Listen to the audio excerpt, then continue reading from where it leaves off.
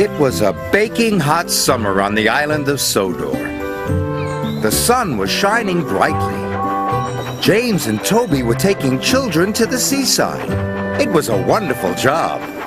All the engines liked seeing the children's happy faces, and they loved hearing them cheer when they saw the sea. Thomas wished he was taking children to the seaside, but Thomas was taking a big tank of raspberry syrup to the ice cream factory. Down on the beach, it was very hot, and the ice cream lady had run out of ice cream. So when Thomas arrived at the ice cream factory, the factory manager was waiting for him. "We have to make lots more ice cream," he cried. "You must go and get the cream, the chocolate, and the strawberries." Thomas was disappointed.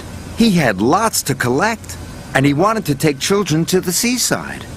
"If we get everything in time," said Thomas's driver, "then we can still take some children." So Thomas rushed to the dairy. He collected the cream, and he puffed away quickly. Next, Thomas had to collect some strawberries, so he raced through the countryside to Farmer McColl's. Then Thomas had to stop for James. "Out of the way," snorted James. "Passenger train coming through." James's carriages were full of laughing children. They were going to the seaside. "Why does James get to take the children?" moaned Thomas.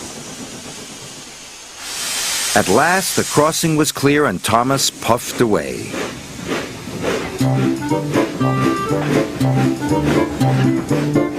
"If I'm quick, I can still take some of the children," he puffed. So Thomas raced as fast as he could. Soon, Thomas arrived at Farmer McColl's. "Please be quick," Thomas panted. The farm workers loaded his freight car. Before long, it was filled with plump, ripe strawberries. "Thank you," Thomas chuffed, and he raced away.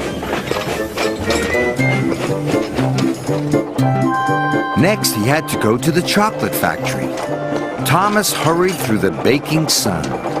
"I've still got time to take some children to the seaside," he panted. Thomas puffed faster and faster. His wheels clattered and his pistons pumped. But he puffed so fast the signalman didn't change the points in time. Thomas raced down the wrong track. "Bother!" cried Thomas. Thomas had to reverse slowly and carefully back to the points.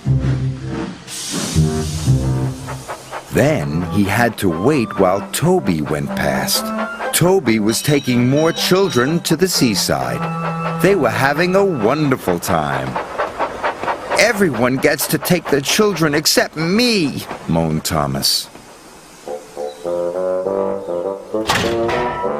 At last, the signalman changed the points. Thomas reversed back onto the track. And soon he was on his way once again.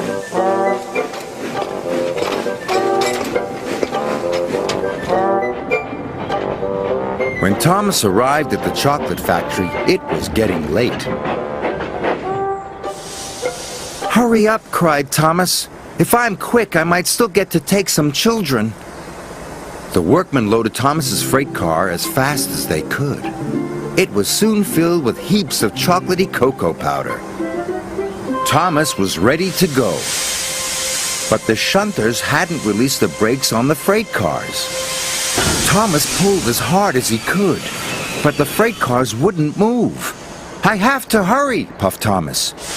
He heaved, he huffed, and he puffed, and he heaved so hard. The coupling broke. Thomas shot forward. Cocoa powder flew everywhere. "Now I'll never get to take the children," puffed Thomas. After a long time, Thomas's freight cars were ready. The yard manager had released the brakes, and Thomas chuffed carefully out of the yard.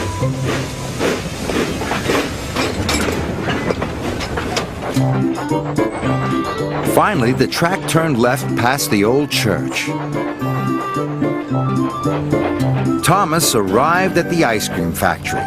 He thought his job was nearly done, but he was wrong. The factory manager was waiting for him. "The ice cream will soon be ready," he said.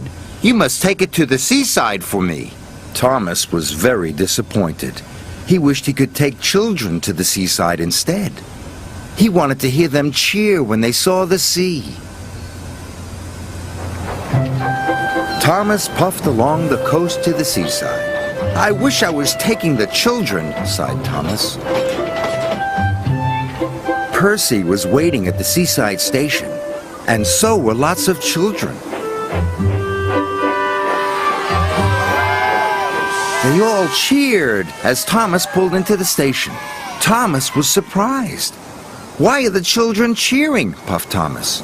"They're cheering for you," laughed Percy. "They've been waiting for the ice cream." The children were delighted to see Thomas and delighted to eat the ice cream. Thomas loved seeing the children laugh and cheer.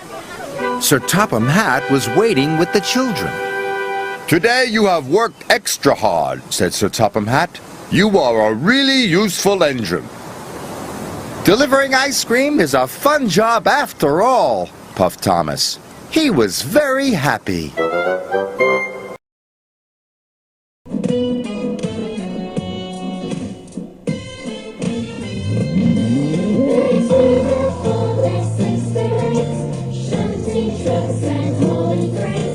Red and green and brown and blue, they're the really useful